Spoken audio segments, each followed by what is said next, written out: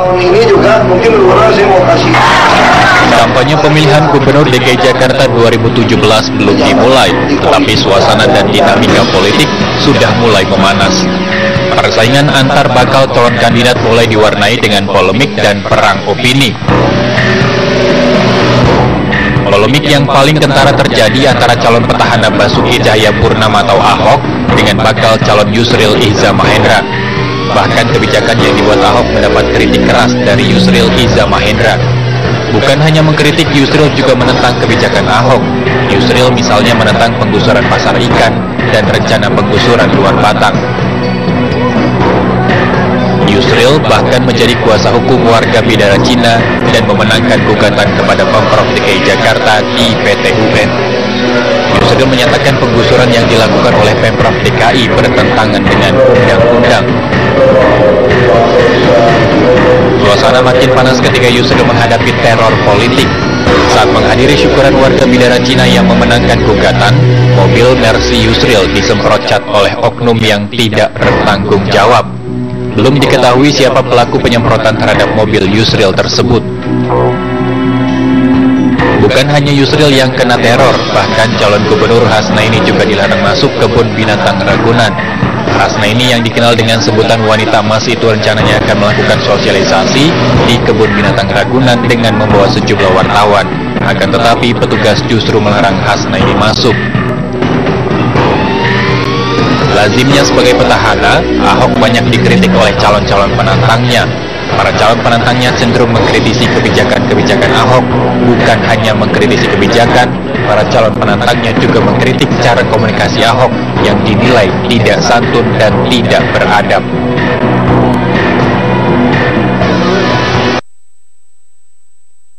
Orang diarahin ke kebun binatang. Ya pemirsa, itu memang pilkada meskipun masih 2017 ya, tapi ya suhu panasnya sudah mulai terasa begitu ya.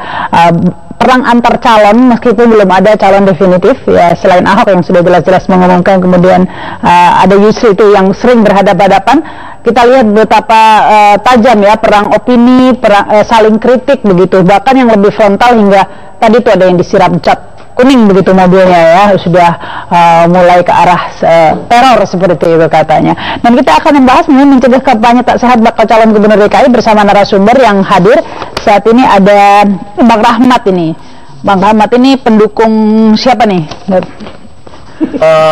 Yang penting bukan Ahok. Pak pendukung yang penting bukan Ahok. Dan kemudian Pak Ade Adrian Sautama, pendukung Hasnaini Moen ini katanya ya. Terus Pangeran Norman, sudah tahu nih pasti pendukung Ahok begitu ya, Basuki Cahayapurnama. Ya, selamat malam. Assalamualaikum. Waalaikumsalam. Selamat malam abang-abangku. Dan ada Pak Teddy Gusnaidi, pendukung Yusril Iza Mahendra. Selamat malam. Malam. Ini mungkin ke Pak Teddy dulu deh, tanya dulu nih. Jadi gimana kok sampai di siram cat kuning itu ada yang mengatakan wah ini sudah main kasar nih, pasti tertuduhnya kan teman Ahok di jangan-jangan begitu kan tertuduhnya, tapi justru ada yang mengatakan jangan-jangan disiram-siram cat sendiri nih supaya terkesan terzolimi begitu. Ya, jadi memang kita memang tidak tahu sama sekali ya. Setelah itu saya juga di sana gitu kan.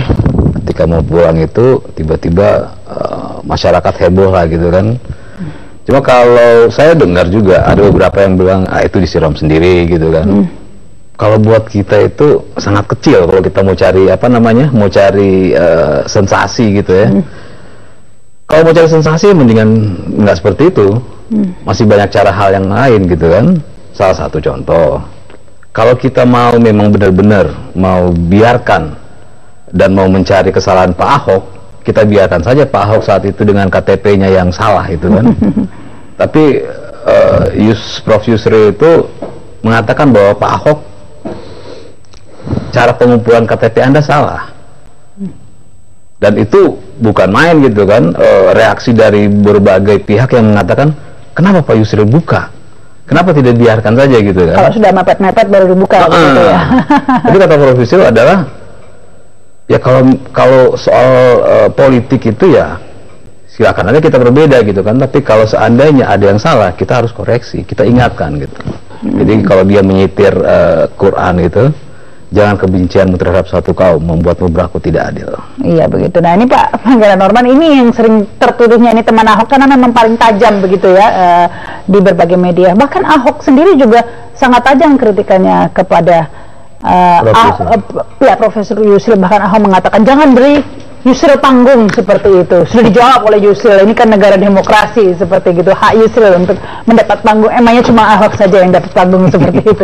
Nah ini kalau mengapa bisa sebegitu tajam itu? Ini kan hanya mengapa tidak bersaing secara apa tadi itu ya, secara politis, secara sehat begitu?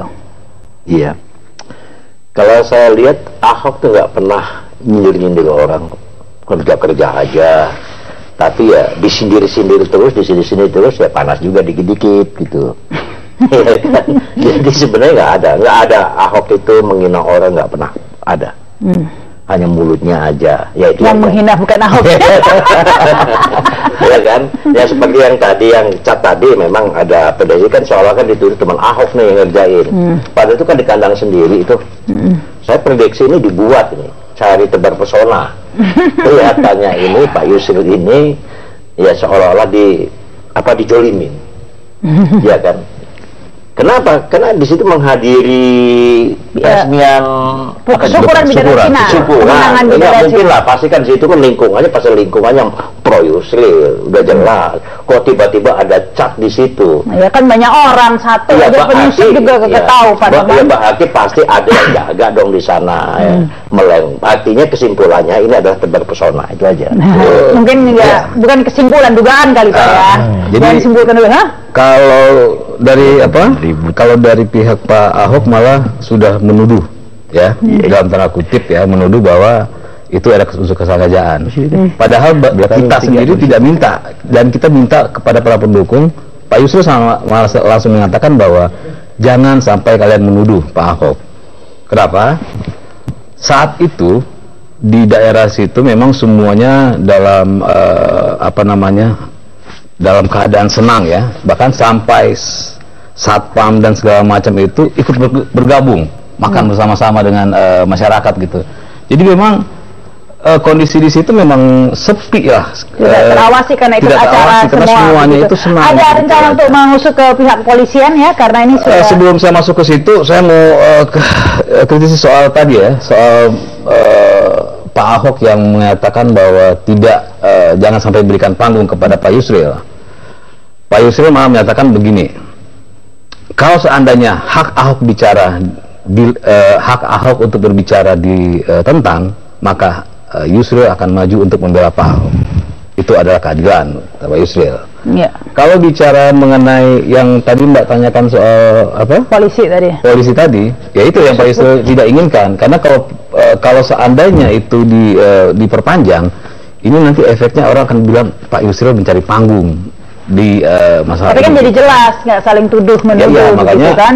Pak Yusril memang sudah tidak mempermasalahkan lagi. Kayak zamannya sabotase kabel itu karena saling tuduh, akhirnya diusut pihak kepolisian, akhirnya jelas gitu kan siapa pelakunya begitu. Ini biar tidak saling tuduh begini begitu kan. Nah, ada Pak Yusril memang dari awal mengatakan sudah hal-hal seperti ini biasa gitu kan. Saya bilang sih diusut aja. Biar jelas gitu. Biar jelas. Kalau nggak diusut terpesona. Baik, Bang Rahmat, ini karena tadi itu pendukung yang bukan Ahok, pendukung Haji Lulung ya begitu. Ya oke. Nah, kalau ada sependapat tidak bahwa memang mengapa ada sebegitu getolnya asal bukan Ahoknya ini, padahal ya kalau dilihat memang mungkin ada tadi itu kritikan ucapan-ucapan yang Ahok yang tidak tepat, tapi karena memang diprovokasi juga oleh media begitu loh, karena media memang mengejar, mencari begitu, akhirnya komentar lah Ahok seperti kata Pak Norman tadi. Kalau saya mengkritisi Ahok itu bukan baru kemarin, saya mengkritisi Ahok udah hampir semenjak dia jadi wakil gubernur. Bahkan saya sudah berkesimpulan kalau Ahok ini bukan figur pemimpin yang diharapkan oleh masyarakat Jakarta, minimal oleh saya, minimal komunitas saya. Jadi kalau seandainya saya punya gubernur seperti Ahok karakternya, yang ngomongnya asal goblek kalau kata Betawi, yang main tuduh, kadang-kadang juga tunjuk dulu, lalu urusan belakangan, seperti Rustam dituduh, akhirnya dia bilang bercanda, ini bukan tipe pemimpin untuk level gubernur, dan saya anggap ini nggak cocok. Oleh karena itu saya dan kawan-kawan sampai kapanpun terus terang bagaimana caranya Ahok itu bukan hanya kalah di Pilgub 2017, tidak mencalonkan. Kalau perlu Ahok ini tersangka di 3 kasus. Kasus sumber waras, kasus UPS, terakhir adalah kasus reklamasi pantai. Tapi lepas dari itu harus objektif juga bahwa ya Ahok ini lumayan juga lah ya, banjir begitu ya, yang kalau tadinya kampung pulau udah nggak banjir. Kalau menurut saya nggak lumayan. Kalau gubernur yang lumayan itu bagaimana outputnya mensejahterakan masyarakat Jakarta. Satu kasus saja, reklamasi pantai, ujungnya masalah. Menjadikan Jakarta modern, menjadikan Jakarta hebat, outputnya rakyat Jakarta harus sejahtera. Bukan pembangunan itu ditujukan untuk orang-orang tertentu dan akhirnya memiskinkan rakyatnya. Contoh, di Pluit masih banyak orang-orang yang belum ketampung ada di perahu. Lalu yang di kampung pulau juga sampai sekarang masih merana. Sementara rumah susun yang dia siapkan itu sewa 3 bulan gratis, bulan keempat bayar. Kesananya belum tahu. Bisa aja kesananya udah setahun 2 tahun digeser. Bisa aja. Kalau seandainya mau mensejahterakan Jakarta, nih kalau saya nih jadi gubernurnya, saya setuju bagaimana Jakarta ini bagus, modern, tapi rakyatnya sejahtera. Kalau sekarang gubernur, kemarin sekda juga ikut-ikutan, nggak mungkin katanya yang menempati tanah negara diganti, kita bisa kena sanksi hukum. Nggak ada yang nggak mungkin kalau kemauan itu ada. Dia melakukan apapun dengan dana CSR mestinya bisa. Kenapa tidak dia lakukan dengan dana CSR untuk menjadikan rakyat Pluit, pasar ikan, akuarium tidak sengsara? Banyak serapan anggaran di bawah 40%. Apa prestasi apa? Ya, tapi nah kembali lagi nih, karena di sini tulisannya pendukung Haji Lulung begitu, terus kenapa mesti Haji Lulung begitu loh? Haji Lulung, fenomena Haji Lulung. Haji Lulung adalah satu-satunya pemimpin DPRD yang clear terhadap masalah reklamasi maupun masalah apapun yang sifatnya korupsi. Wow. Padahal kita tahu bersama Haji Lulung tadinya target karena terlalu vokal membela rakyat. Tapi ini Tuhan tidak tidur, Allah tidak tidur. Oleh karena itu sampai sekarang Haji Lulung masih oke. Tidak ada satupun yang dituduhkan beliau melakukan tindak pidana yang merugikan rakyat. Tidak seperti yang lain. Nah oleh karena itu, kalau ada yang bilang Haji Lulung ini di-meme macam-macam, dibully macam-macam, tapi hari ini Haji Lulung itu udah lepas dari itu semua. Sedangkan sebaliknya, hari ini Ahok harus menghadapi 3 kasus pusing, harus menghadapi warga luar Batang, harus menghadapi yang lain. Kasus itu karena banyak haters lah, nah, akhirnya jadi dikriminalisasi begitu. Loh, bukan masa di KPK kriminalisasi. Sesuatu yang sudah dilaporkan kepada KPK, tinggal KPK mencari alat bukti hukum. 2 aja alat bukti, Ahok tersangka kalau ketemu. Baik. Dulu nih, 2 alat bukti, tersangka dia. Nah, sedangkan pelanggarannya menurut BPK adalah 6 temuan. Tinggal kita lihat aja, apakah KPK bekerja berdasarkan hukum untuk kepentingan rakyat, apakah KPK bekerja untuk kepentingan penguasa. Kita lihat nanti. Baik ini ya. Sekarang saya ke Mas Ade nih. Sekarang di sini pendukung Hasnaini Muin atau wanita emas begitu. Ini kenapa mendukung Bu Hasna ini? Apa karena dikasih emas? Cakep. Yang pertama, saya tidak akan sama dengan abang-abang saya di sini, karena kan semuanya berawal dari suka dan tidak suka. Padahal pertandingan belum mulai, Kita harus bisa petakan dulu, ya kan, keinginan masyarakat dan keinginan terhadap pilkada itu ada apa enggak. Jangan-jangan semua orang bertarung, tahu-tahu pilkada nggak jadi. Siapa tahu bisa karena Ahok misalnya tersangka, atau karena misalnya nggak ada lawan Ahok, bisa jadi begitu kan gitu. Makanya saya bilang sekarang saya memulai dari data dulu. Berapa sih yang tahu pilkada DKI hari ini? Saya bawa kebetulan, insya Allah hasil survei saya. Survei mana itu? Survei saya. Survei ada. Yang tahu pilgub di DKI itu jumlahnya 56,11%. Sementara yang tidak tahu 43,89%. Artinya tahu karena semuanya berisik. lihat TV. Ya nggak tahu, masa bodoh. Lu mau ngapain juga, lu baru calon kok, belum ada perahu. Gitu. Gimana yang belum ada perahu? Nggak ngerti gua. Gitu. Nah yang ketiga, jika ya apakah sudah punya calon? Ternyata yang baru ngerti 36,9%. Oh calonnya Yusril, oh calonnya Haji Lulung, oh calonnya Sandiaga Uno, oh calonnya Ahok. 36%. Sisanya itu yang belum tahu sama sekali, masa bodoh. 63,64%. Saya sebagai orang yang ditunjuk atau orang yang mengamini calon wanita hanya bilang begini, ternyata wanita itu jadi objek diskriminasi dalam politik di Jakarta. Di Jakarta. Buktinya apa? Buktinya apa? Buktinya yang berdebat, yang ribut kan laki-laki semua. Ada nggak Hasnaini menyerang Yusril? Nggak ada tuh. Bilang Ahok iya. Enggak juga. Enggak juga. Banyak juga kesempatan iya lah. Kan tidak Lulung apalagi deket. Ya nggak? Pernah foto bareng sama Lulung. Pernah dia diisukan berpasangan, betul nggak? Lulung sama kandidat mana aja dekat. Nah, itu dia. Asal nggak mau. Jadi artinya berdasarkan survei, saya melihat data kan, terus kemudian di dalam hasil survei mengatakan ternyata 55% rakyat Jakarta menginginkan perempuan. Kenapa? Karena bising, gaduh. Ahok yang sudah bekerja baik katanya abang kita, tapi kan buktinya dikritik banyak orang. Gaduh. Ini juga calon perempuan bukan Hasnaini aja. Ada Risma juga, perempuan juga. Aduh, Mbak, partai politik yang katanya hebat-hebat, katanya maling, suap. Gimana rakyat mau percaya partai? Yang maling yang mana? Nggak ngerti gua. Nah sekarang begitu gua tanya teman-teman bersurvei di lapangan, ternyata mereka rindu kayak sayang wanita. Oke. Di situ dulu, nanti disambung lagi nih, karena harus break dulu. Pemirsa, kami akan kembali setelah pesan-pesan berikutnya. Masuk barang itu. Kami dalam pro dan kontra, kita lanjutkan. Tunggu, saya ingin melanjutkan ke Pak Ade sebentar, karena tadi kan kita menyoroti kampanye kampanye tak sehat begitu ya, karena ada Yusril yang disiram cat, kemudian mobilnya maksudnya, bukan Yusrilnya kemudian tadi dalam tayangan tadi dikatakan Ibu Hasnaini ini keragunan tapi malah nggak boleh masuk begitu oleh petugas. Emang kenapa? Gagal bayar tiket atau kenapa? Saya pikir, saya sih nggak di sana, tapi saya lihat kayaknya mungkin Bu Hasnaini mencoba memberikan kebahagiaan buat masyarakat sekitar dan pengunjung sebetulnya, tetapi disalahartikan oleh petugas atau mungkin ya saya nggak ngerti lah, cuman yang jelas memang dia dilarang masuk. Karena dianggap kampanye begitu mungkin ya. Padahal kampanye sama siapa? Orang situ monyet, beruang, jerapah. Pengunjung kan. Tadi tuh ini kepala kebun binatang takut Ahok. Nggak ngerti juga. Makanya jangan bilang nggak ngerti, bilang terang-terangan.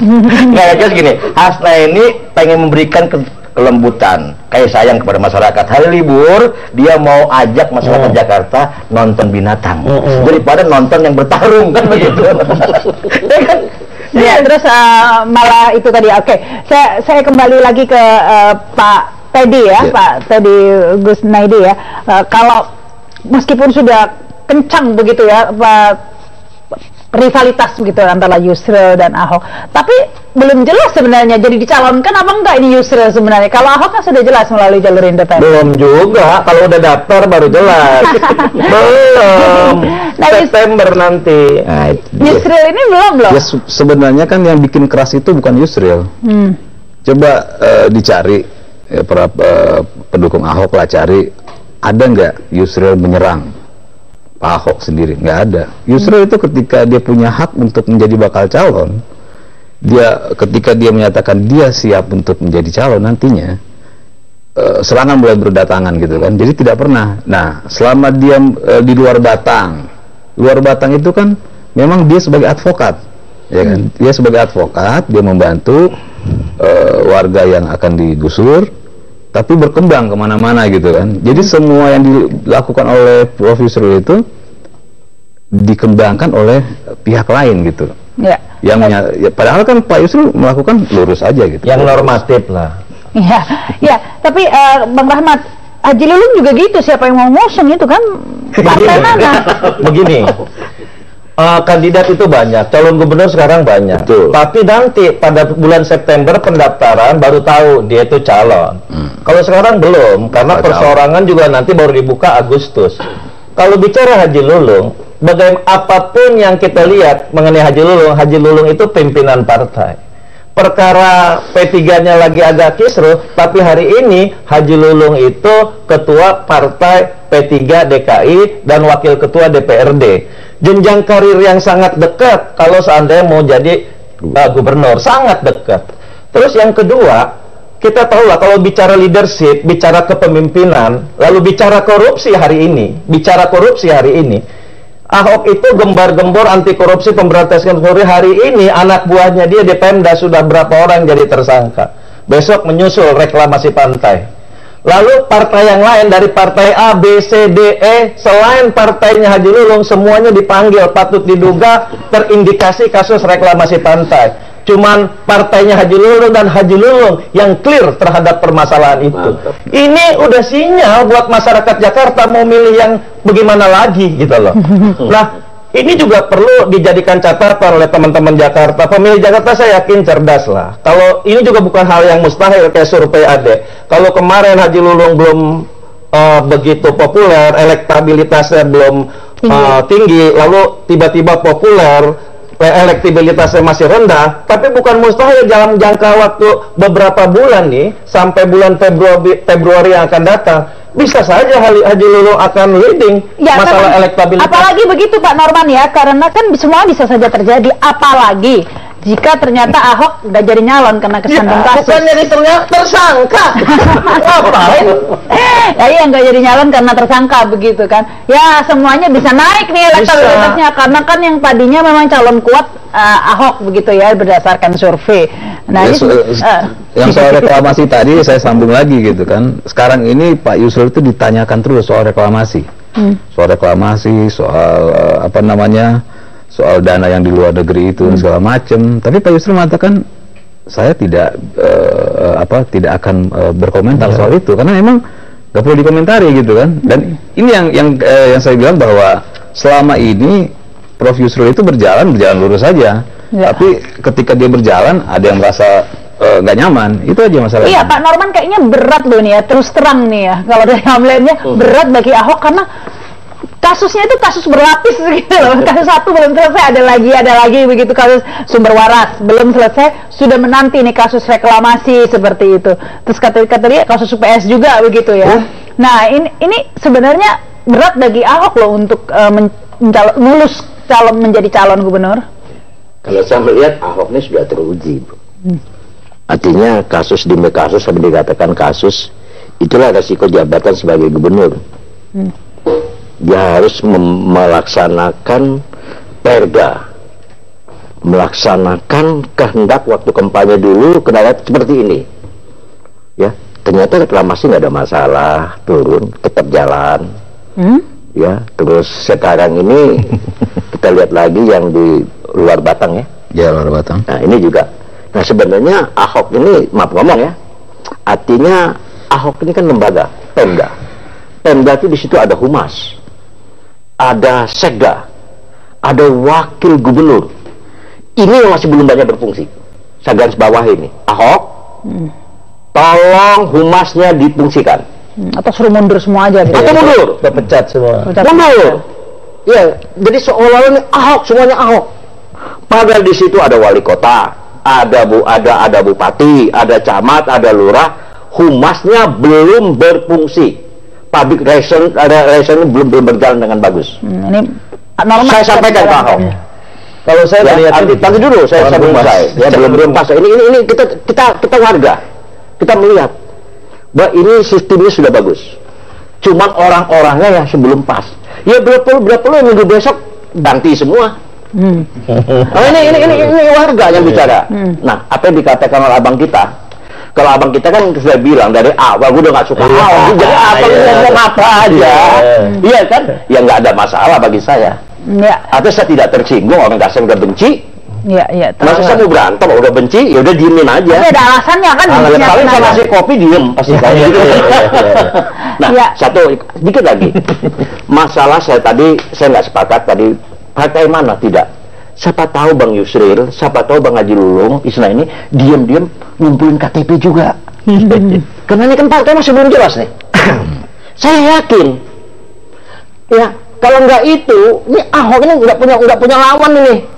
Bila perlu, maksud saya partai-partai sudahlah kita kongsi saja, iya kan, kasih kesempatan Ahok yang kedua kali, iya kan, daripada nanti uangnya habis.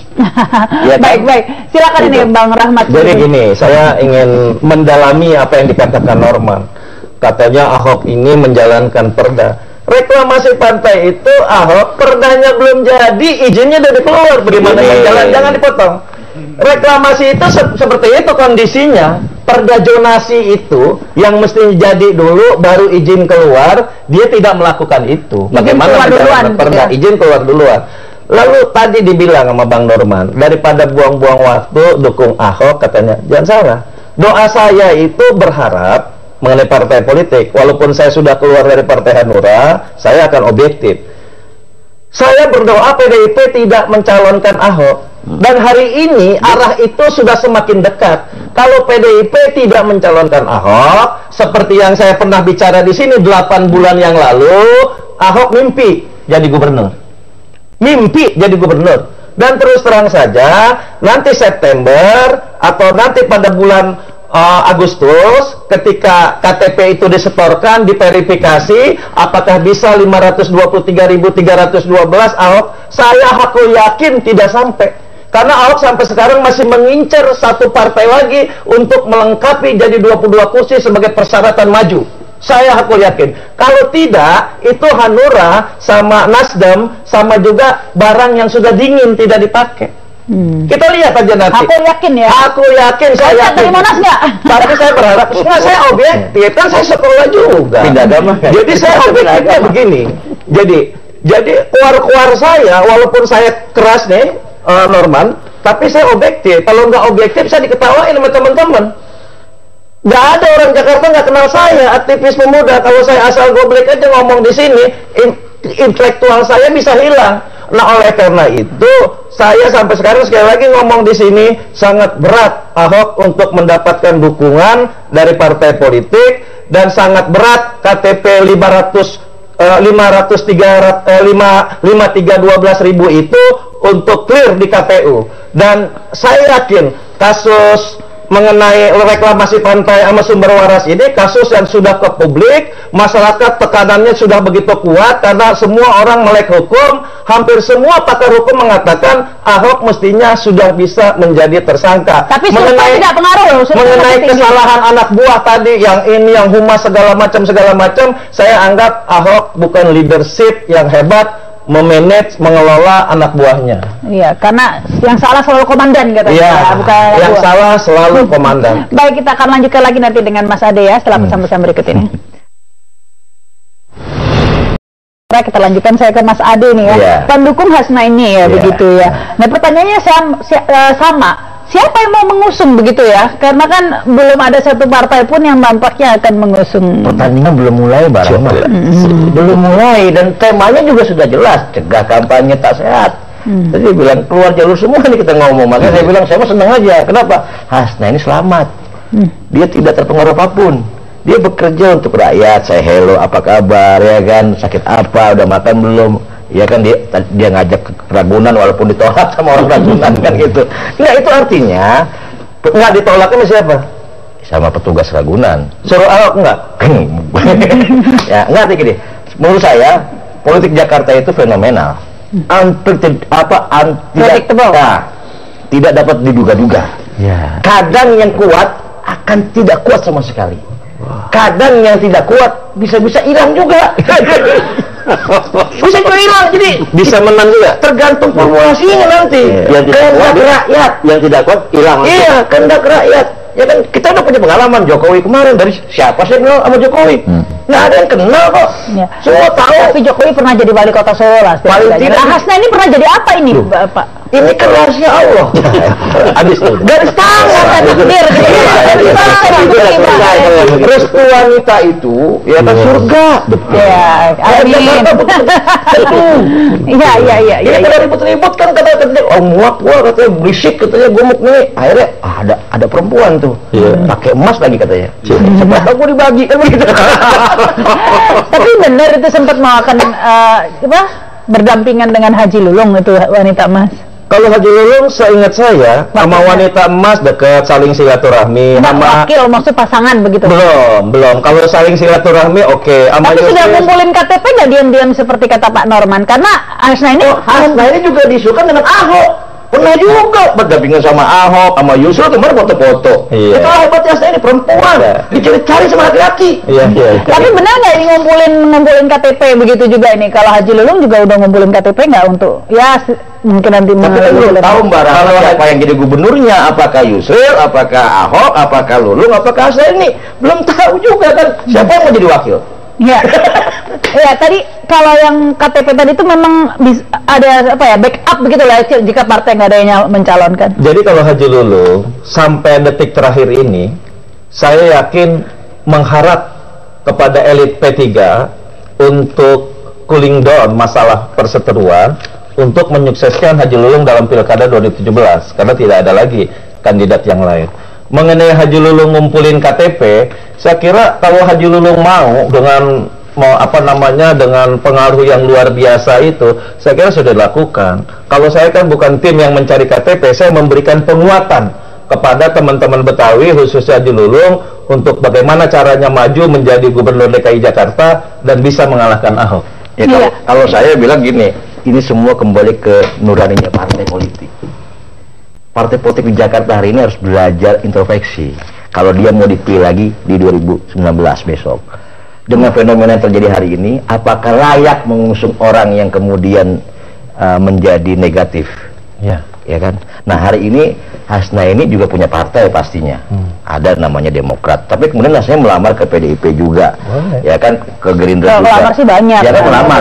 Tetapi kan masing-masing partai ada mekanismenya. Contoh misalnya di PDIP, lu boleh daftar ke gua, tapi lu berani nggak jadi anggota gua? Saya mau tanya, justru berani nggak jadi anggota PDIP lepas dari jabatan ketua umum? Belum tentu. Itu aturan di PDIP. Karena memang Yusril daftar kemana-mana juga ini disindir juga oleh Ahok jadi ketua partai kok daftar kemana-mana. Udah 2 sesi ini saya agak bingung nih. Ini temanya udah kemana? Saya nggak tahu. Jadi kalau saya coba balik lagi lah ke tema gitu kan. Ini bicara soal kampanye bersih gitu kan. Yang bersih, Hasna ini. Kalau soal kampanye bersih itu sudah dari awal saya katakan tadi bahwa kami itu menolaklah cara-cara yang tidak bersih lah, kampanye-kampanye yang bisa dibilang terlalu vulgar dan segala macam. Salah satu contoh, kenapa saya bilang kita tuh berjalan seperti biasa tapi ada yang merasa terganggu, itu analoginya gitu kan. Salah satu contoh ketika di Luar Batang itu dikatakan bahwa Yusril menyatakan bahwa Pak Ahok merasa difitnah. Ya, Pak Ahok merasa difitnah bahwa Yusril menyatakan Pak Ahok akan menggusur namanya masjid dan Luar Batang dan makam keramat. Padahal dia yang mempercantik gitu, memperbaiki. Padahal Pak Yusril tidak pernah satu kata patah pun mengatakan itu. Tapi itu sudah disebarkan, dijadikan opini dan seolah-olah Ahok dizalimi gitu kan. Jadi Ahok ini menciptakan sebuah fitnah untuk agar supaya dia dizalimi gitu. Dan ini banyak, bukan hanya Luar Batang ya. Salah satunya bahwa Pak Yusril itu mau menggantikan Pancasila. Itu keluar dari mulut Pak Ahok sendiri, ya kan. Nah, Pak Yusril merasa tidak pernah mengganggu gitu kan. Silakan Pak Ahok mau ngapa-ngapain gitu kan. Sampai Pak Yusril menyatakan begini, jangan pernah kita bermain di area-area SARA, karena tidak perlu dijelaskan lagi. Pak Ahok udah jelas agamanya apa, etnisnya apa. Jadi untuk apa kita serang? Pak Yusril mengatakan bahwa sudah, Pak Ahok itu secara hukum boleh kok untuk mencalonkan diri. Jadi kalau kita balik ke tema kampanye yang sehat ini, saya berani mengatakan bahwa kami sangat sehat. Nah inilah tertuduhnya jadi sorotan, bukan tertuduh, sorotan publik jadi ke Ahok begini ya Pak Norman ya, karena memang kayaknya semua orang dituduh gitu ya sama Ahok. Dia mulai dari dulu ya PLN, sabotase kabel, kemudian wali kota Pak Rustam, siapa lagi, pokoknya semua kena deh. Semua orang dituduh. Nah, BPK. dan yang paling ini selain Pak Ahok ini yang paling terbaru ya, ini masalah teman Ahok. Ini bisa panjang menurut saya kalau seandainya orang yang dituduh itu merasa tidak nyaman dan melakukan langkah hukum. Yang terjadi kemarin itu ada kasus ya, yang KTP itu. Nah, Tidak merasa memberikan. anak itu memang tidak merasa memberikan, dia hanya bertanya gitu kan. Tapi feedback yang terjadi adalah ketika dia bertanya, mereka menyatakan satu bahwa ini adalah jebakan. Kedua, menuduh seorang ibu mencuri. Ketiga, dia meminta, teman Ahok meminta kabar ini disebarkan. Ini buat saya itu sudah, kalau oke lah kalau anaknya dituduh gitu kan, tapi seorang ibu dituduh maling itu, nah ini yang akhirnya saya bilang ibu nyolong KTP seperti itu ya. Jadi ini yang saya bilang jangan sampai lah nanti perasaan ibu itu terlalu banyak kasus ini Pak Norman ya, tampaknya terutama dalam kampanye belum dimulai tapi selalu dituduh biasanya seperti itu, menuduh dituduh begitu ya. Jadi menuduh orang menuduh dirinya begitu. Sebetulnya semua ada aturan ya kan, ada aturannya, ada lembaganya yang bertugas mengawal dari A sampai Z ya kan menjelang pemilihan. Nah sebetulnya kalau dari Hasnaini dan teman-teman yang bergabung di sana itu menyarankan kepada para pihak ikuti aturan dong semua. Baik incumbent ataupun yang sedang bertarung, ayo sampai dengan waktunya. Silakan ini Pak Norman. Jadi gini ya, ini mau pilkada apapun bentuknya, udah jelas lawan-lawannya asal jangan Ahok. Ya, ini dengan retorika yang paling tinggi. Kita balik ke saja. Jadi kalau kita mau bicara misalnya kampanye bersih, kita harus jalan koridor Pancasila itu dulu. Ya, kita mau keras mau apa dalam koridor bingkai-bingkai ini dulu.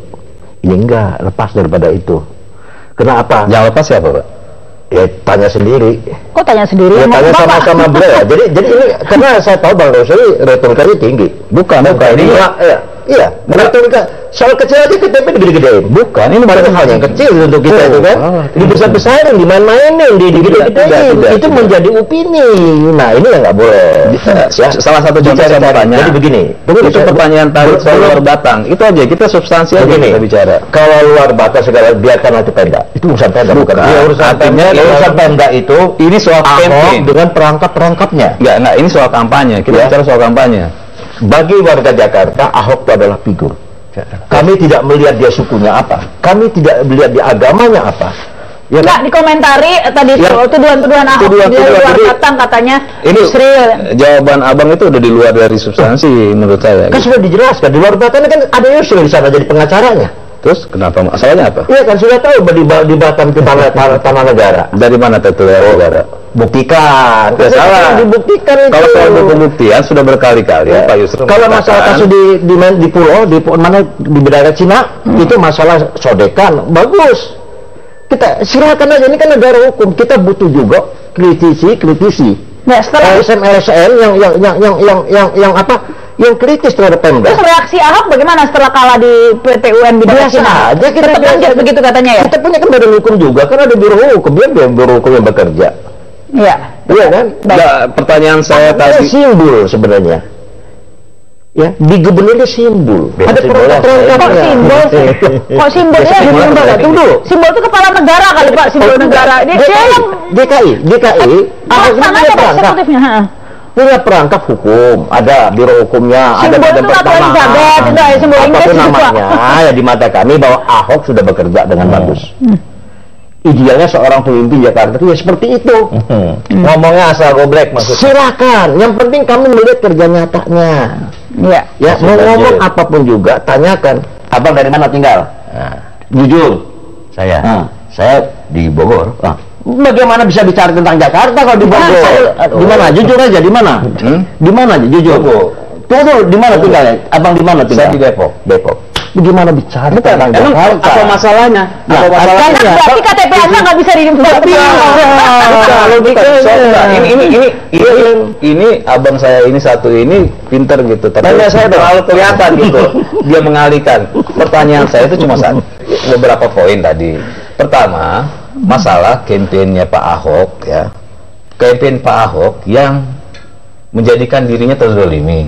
Jokowi juga dulu KTP-nya Solo nggak bisa nyalon di Jakarta. Bisa. Soal KTP. Jadi kalau yang saya tanyakan soal mobil, aku bicara sepeda. Nah ini jadi ngawur kemana-mana. Nggak dijawab. Tapi kalau Bang Rahmat rumahnya Kenapa? Asli, saya tahu asli. Masih banjir nggak? Jadi gini. Kalau bicara banjir, di Tanah Abang kan kampung elit, dia nggak banjir. Tapi kalau saya paham dengan Bang Norman ini, karena Bang Norman ini kan pendukung fanatik. Kadang-kadang bicaranya suka lepas kontrol. Saya mau diskusi ini rasional, objektif, walaupun tidak terlalu berlebihan. Kalau masalah kampanye, kita terus terang saja, saya dan Haji Lulung dan kawan-kawan dengan siapapun hindari SARA, satu. Yang kedua, kita ini jangan ada black campaign. Kalau negatif campaign bolehlah karena ada buktinya. Dan nggak boleh juga main tuduh sembarangan. Kalau dalam agama saya nuduh itu udah fitnah. Baik. Nah, Ahok ini sering nuduh kiri kanan, terakhir Rustam dituduh berkoalisi dengan Yusril, akhirnya ditarik kembali, itu bercanda. Nah, figur pemimpin yang seperti ini berbicara sembarangan sangat berbahaya. Baik, kita harus break dulu ya, kita lanjutkan lagi nanti nih. Sayang sekali, memang belum tuntas Bang Rahmat ini. Nanti setelah pesan-pesan berikut ini kami segera kembali.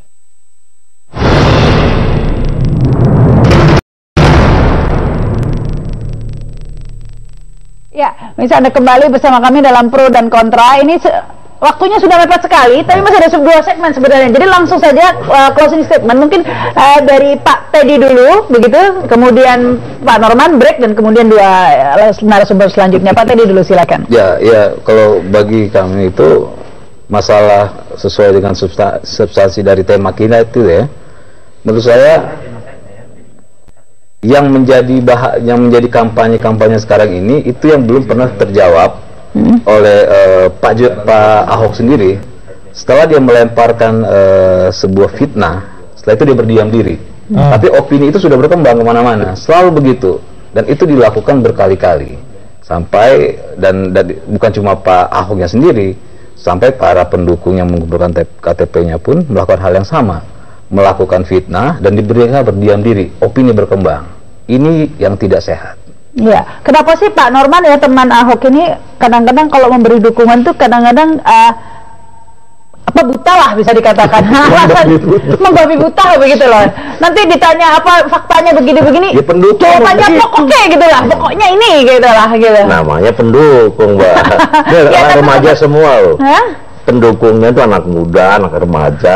Tahu kan yang namanya jiwanya itu bagaimana ya?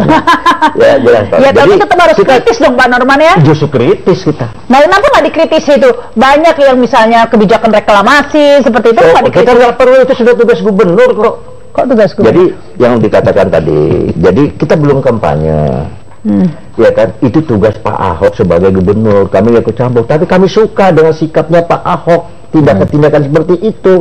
Memang memegang Jakarta jadi kayak orang gila. Yang suka menyalahkan begitu. Anda sendiri tadi mengatakan lebih gila lagi konsisten. Anda tadi mengatakan Ahoknya simbol, kan masih ada anak buah, ada sekda, ada wakil kota. Jadi yang kalah selalu orang lain gitu ya Pak? Justru di sini Ahok harus maju memberdayakan PNS yang 70.000 orang di Jakarta. Jadi kalau ada nggak yang beres itu yang salah mereka ya gitu ya Pak? Artinya yang PNS-nya harus kerja keras dong. Udah digaji gede loh. Seorang juru tulis di kelurahan itu 13 juta gajinya sekarang. Ya. Harus kerja keras dong untuk warga Jakarta. Harus melayani. Juru berapa? 13.000 dulu. 13.000. Ini 13 juta seorang juru ketik. Iya kan? Ini artinya satu. Ya. Jadi Ahok harus dengan komponennya ini, ya kan, dicari orang yang bagus. Kalau memang nggak bisa ya buang. Ya. Kenapa harus takut?